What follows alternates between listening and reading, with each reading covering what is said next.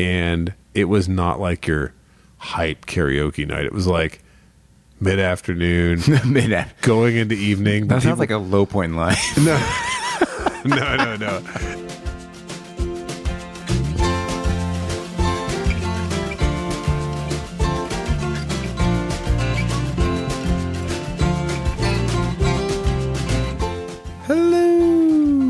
Welcome everyone to episode 94 of The Mashup, the best bourbon conversation here all week long.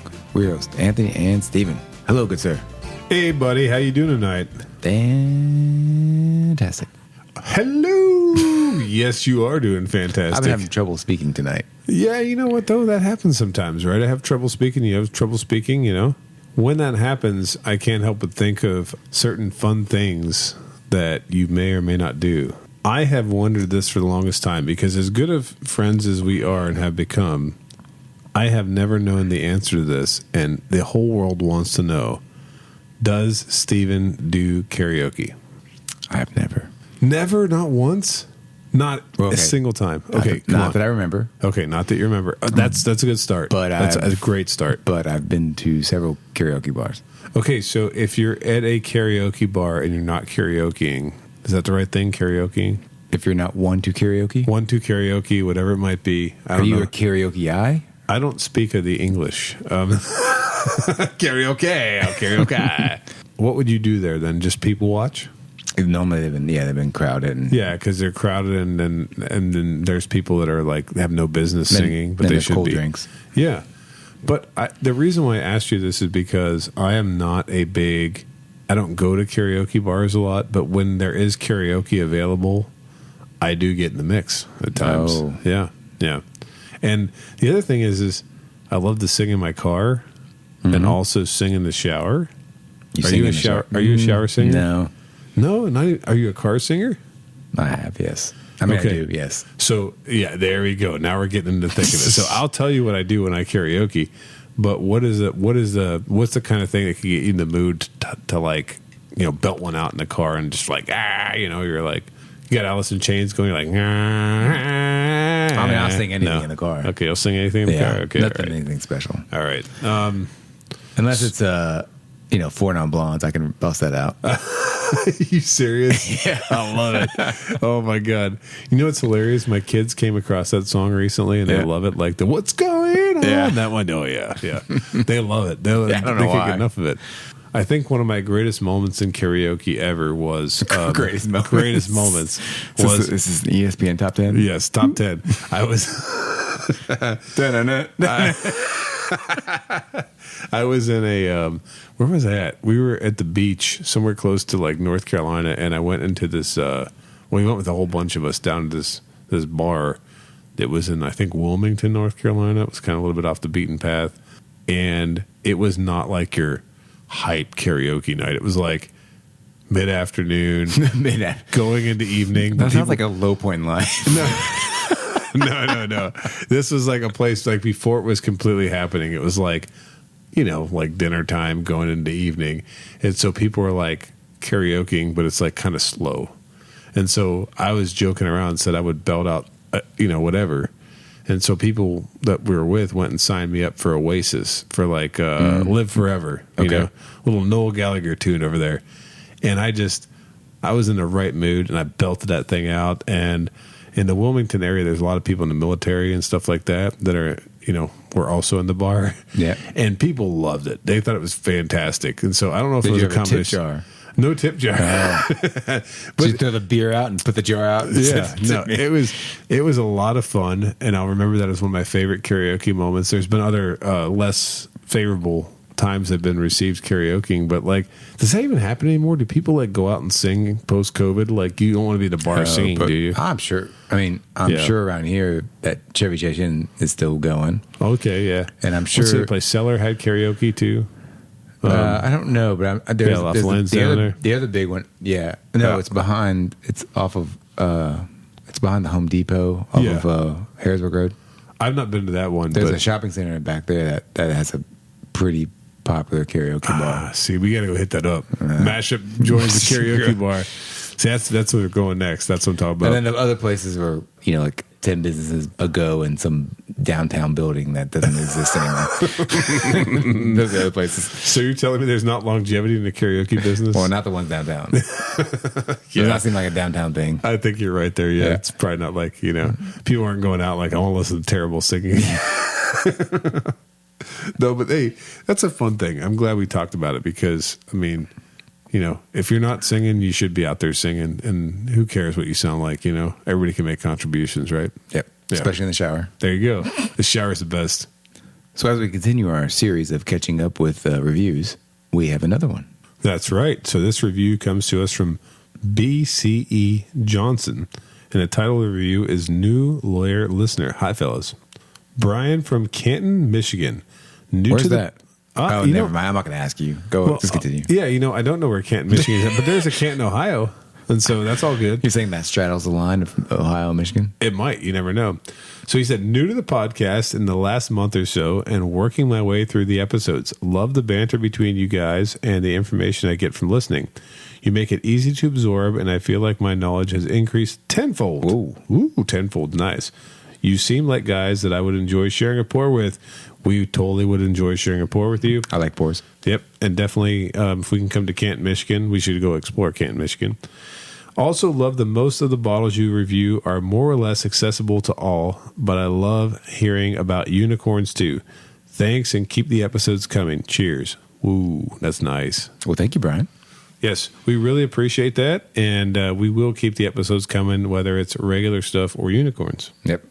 And if you want a shout out, just leave us a review on Apple Podcasts, and next time we record, we will give you a shout out. So as I was perusing my local Kroger store, specifically Kroger store for this episode, Kroger Wine and Spirits. I think we talked about during the holiday season that I come across the StoneHammer bourbon cream. That's right. And I was told that it was basically bottled by Buffalo Trace. Yes, Sazerac Barton. Yeah. Mm-hmm. And I actually did it side by side with my mother. Oh, really? And hey, Mom. We could tell that the Buffalo Trace was slightly better. Okay. But by God, I mean, the StoneHammer was solid. That's right. Solid on ice. Hey, you brought it tonight. That's Kentucky. Yeah. You said, by God. By God. By God. So, you know what? They make bourbon too. Oh, nice. The Old Hammer. The Old Hammer. So, for this week, we have a bottle of StoneHammer Single Barrel Straight Bourbon Whiskey. So this StoneHammer Single Barrel Bourbon Whiskey comes to us from Clear Springs Distilling Company in Louisville, which, if you Google Clear Springs Distilling Company, I don't think it exists. I think that's really just a nice way of saying Sazerac/Barton. The bottle date is 2022. The ABV is 50%. Proof is 100. This is non-age stated. And the mash bill is 74% corn, 18% rye, and 8% malted barley. The MSRP is around $30. Nice. I do have to say, I'm actually a pretty big fan of this bottle.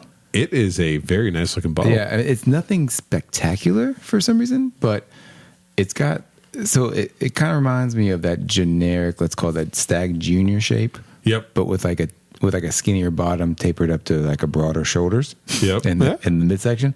But what I really like, I love that. I really like the cork. Oh yeah, that's a nice presentation. It looks like if I could have a hardwood floor in my house, it would look like the top of that cork because this is a nice, attractive color. Yeah, I mean it's got a huge topper on it. Yep. And then put into a natural cork. Yep. Sealer. I mean, and the label's nice. It's green, gold, white.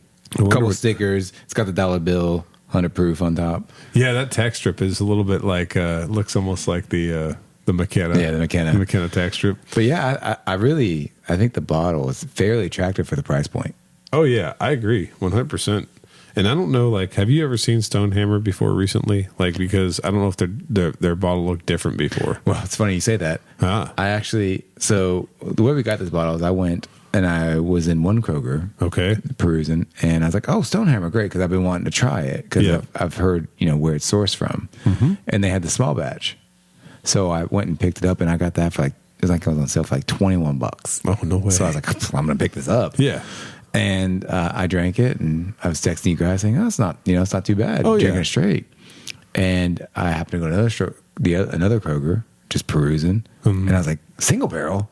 I was like, You're like, wait a minute. I was like, wait, I think I got the small batch. Yeah. So I like looked at the picture I'd sent you guys, and sure enough, it was a small batch. I was like, well, yeah, let me go get the single barrel. Then. You almost got the vertical now. Yeah, I don't know, right? And so that was, I think it was on sale, and I got it for like 26, 27. Okay. So it was like $5 more than the small batch. Nice. And it was 10 proof more because the small batch is 90 proof and this comes in at 100. So. Oh, absolutely. So, yeah, I actually have 2 bottles of it. So that's how I got it.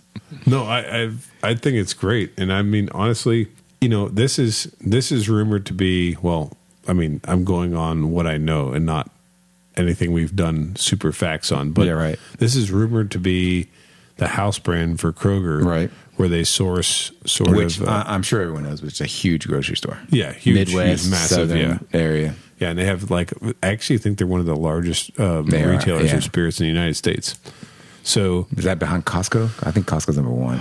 Yeah, maybe. Because I know their sommelier, like she's like well known in the industry. Yeah. Yeah, that would make sense. I mean, these large wholesales, they can move a lot of bottles quickly. Mm-hmm. And so this is their house brand. And because it's a house brand for Kroger, like, I really don't know a lot about it. Exactly. I know we mentioned it probably way back in one of the episodes as being one of the house brands, but I've never had it. Mm-hmm. I know you never had it. And so it's really interesting. So the bottle is good, but I had to go deep in the vault. It's funny, before you start. Yeah, go ahead. Yeah. So on the tag, I mean, we didn't really mention much about the tag, but it's got a nice arm bicep with a hammer. Big hammer. I'm guessing it's a StoneHammer. Is that the hammer from Louisville, the personal injury lawyer? Daryl Isaacs? Oh, Isaacs. Is it? Wait. No, just kidding. Yeah, is he funding this? What's that? Is he funding this? No, he's got nothing to do with it. But yeah, that's perfect. So I think what kind of caught my eye on the single barrel is that the bottom half of the literature on the front sticker, the single barrel font and everything looks like the Kentucky Owl sticker. Now that you mention it, it really does. Like, it has the gold accents and everything else, and it does look a lot like that. Yeah, so that caught my eye because I know that looks like, and I'm like, whoa, what is this? Yeah, no doubt. Like, that's funny. It like kind of picks those elements up because of all the bourbon that's out there. Like, obviously there's some people that are very fanatical about Kentucky Owl, but that's kind of what it reminds me of, which is really interesting. If you're going to pick something to make it remind you of, like almost like a thing where like draw you in with the attention, right? Why not just make it like Buffalo Trace, put a buffalo on there? I'm just kidding. Buffalo holding a hammer. Buffalo with a hammer. So I had to really go deep in the vault to think about stuff we've done that's Barton related. Follow me here real quickly. It turns out we've actually reviewed 1792 small batch, the full proof, the Kirkland small batch bourbon. Oh yeah, yep. The Thomas More Cabernet, and we have that port still we need to do. Oh yeah, we got to do the port. That's true. If anybody out there knows the Thomas More profile well, let us know if we should review the port. And we also did, I think, a low proof VOB, like an 86 proof for we did the 86 proof. That was way back when. Yeah, way for the under $10 challenge. Yeah, which I cheated on. You did. Yeah, damn it. But that doesn't matter anymore because what we got right in front of us here is StoneHammer. We got the hammer right here. So I mentioned earlier this is Kroger's house brand, but they, even though it's Kroger's house brand, they've certainly put a lot of thought into this. Did you notice there's a lot going on in this front label? Yeah. So you're the Kentuckian here. Like, I'm the transplant. Like, what do you know about Thomas Metcalfe? Well, I just know him from the political scene. That's about it. Exactly. And so Thomas Metcalfe was a former senator and governor of Kentucky. And we're talking like early, 1800s kind of person, I think. Oh, not recently? Yeah, he's not like super recent. Maybe he was, maybe 19. So he's not making EV laws or anything? No. No? Okay. No, he's not doing that. I don't think the horse and buggy needed that. Oh, God, that's freaking fantastic. So Thomas Metcalfe was actually a stonemason by trade. That's where the hammer comes in. Ooh, watch out. That's really so we had a senator with guns. Yeah. So this guy was a stonemason by trade, and his opponents used to make fun of the quality of his stonework. Whoa. So it wasn't good then? Oh, well, they said it wasn't. That's how they used to get at him and get under his skin. And they also were like, didn't like his stance on things because he was like neither Democrat nor Republican. He was kind of like an independent before that was fashionable. Boo-hoo. Then, yeah, right? Yeah, exactly. So when his opponents attacked him about his stonework and his views and everything, he's actually on record as saying, this is great. Are you ready for this? He said, they may say what they like about my views, but the first man that dares to attack my character, I will cleave his skull with my stone hammer as it would cleave a rock. Oh, sounds like the claw of death. He's like, I will smash you with my mallet. So that's the legacy Kroger chose to hang their hat on the bourbon with. Strong. There. Yeah, that's really strong. The cleaver. That's what we should call this then. It shouldn't be called the StoneHammer. It should be called the cleaver. So he was a big fan of bourbon whiskey and bourbon cream at this point. I guess so. Unless they have a rye, I don't know about this point. Or foolproof. Oh, they might. You never know. Yeah. But I will say this. The poor guy, I know we've mentioned in a previous episode we were talking about dysentery. The poor guy died of cholera. Oh. Yeah.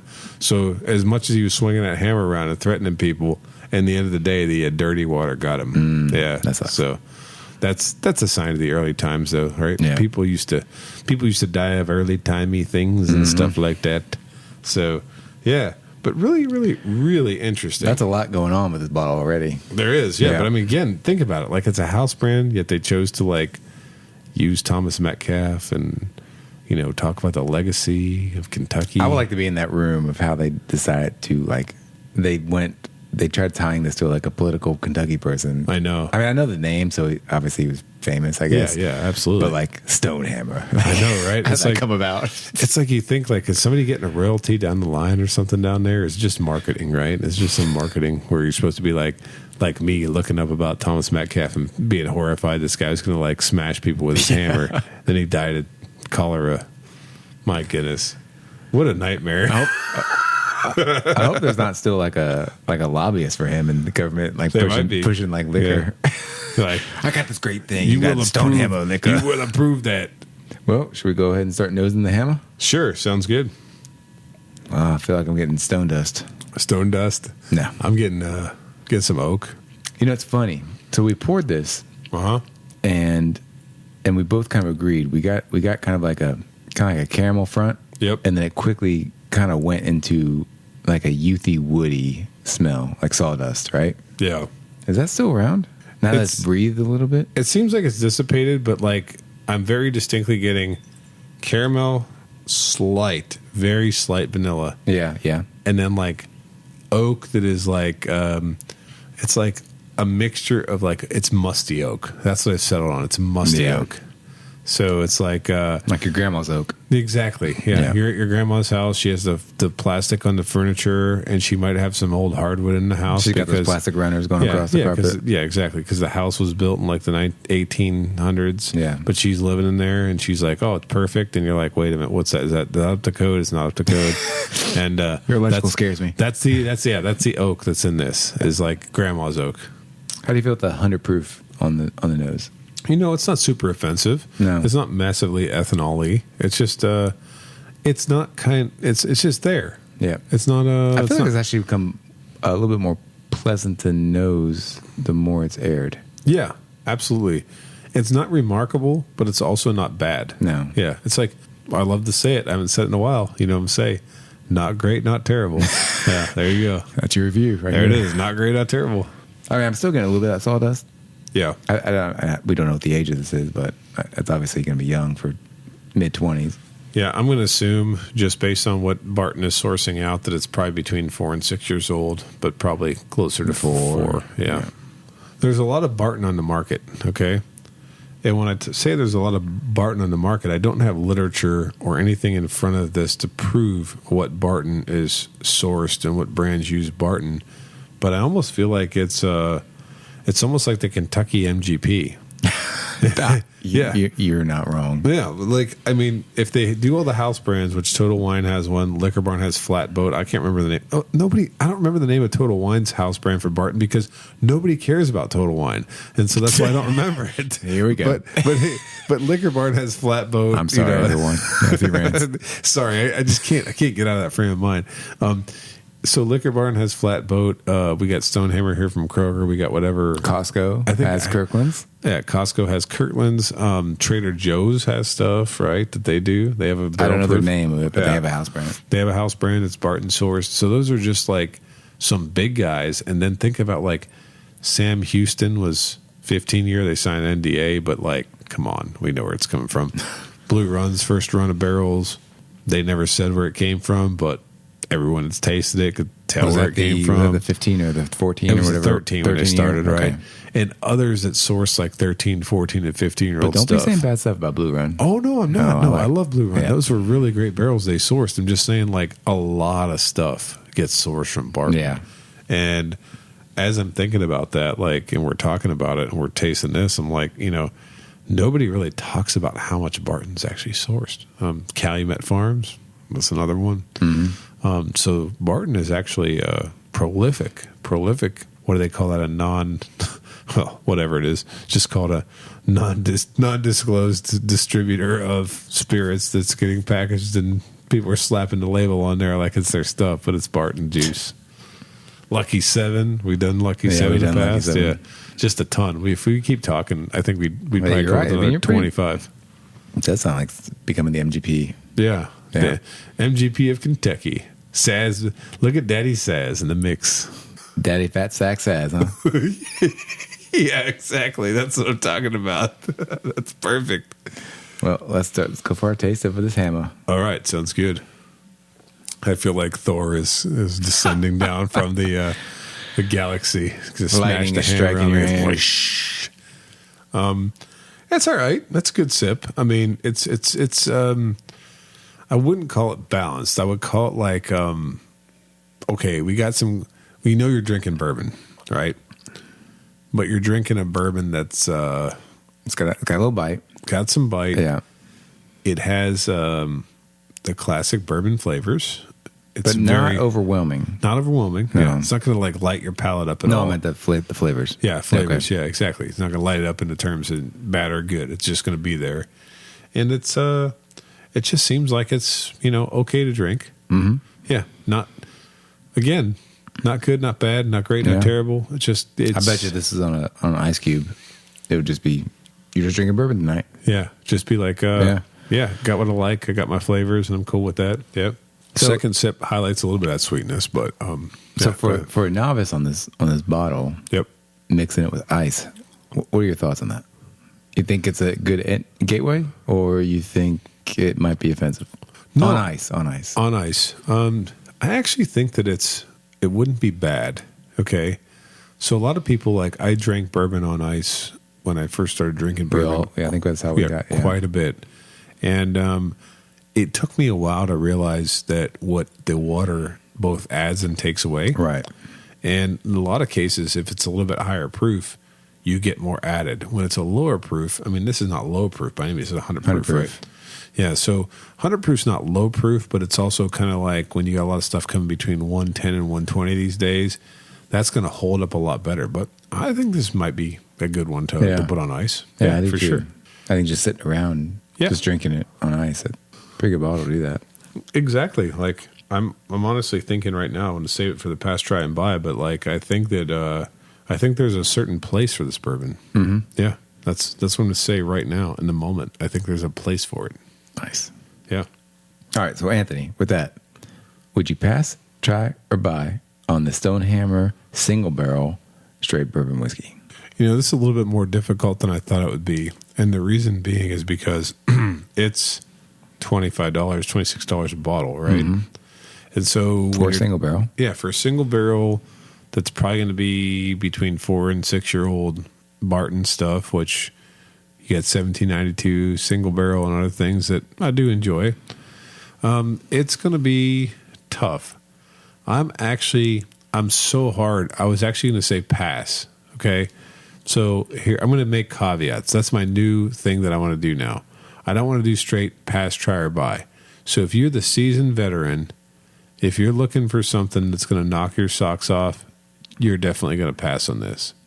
But if you are new to bourbon and or you're going to a tailgate and you need something people can drink on the rocks or drink mixed, this is straight, technically, yeah. This is going to do it for you. So I think that for the everyday person, I would definitely give StoneHammer a try. But for the enthusiast or person who has had, I would say, tasted more than, I'm going to say 40 whiskeys, right? Which sounds like a lot, but think about how many whiskeys you've tried out there. You're probably not going to go, oh, I need to go get me some StoneHammer Single Barrel. Yeah. I think I'm with you on this. This is a hard one to judge. Yeah. Just between the pass and the try. I think that at this age, and I'm going to go ahead and put dollars on it as well. Yep.